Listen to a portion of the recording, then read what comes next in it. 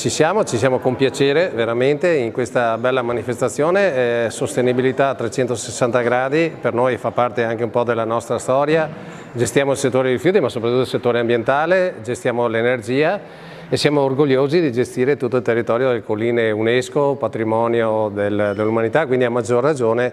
dobbiamo continuare a parlare di sostenibilità. Ci stiamo lavorando da circa 20 anni, abbiamo festeggiato il ventennale della Costituzione della società, un percorso che ci ha portato a essere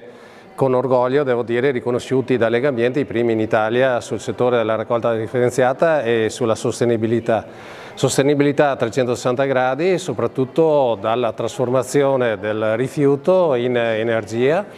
Quindi a 360 gradi riusciamo a recuperare tutto in una visione green che ci vede proiettati soprattutto sulla salvaguardia del nostro bellissimo territorio, ma è un grande investimento sul futuro dei nostri figli.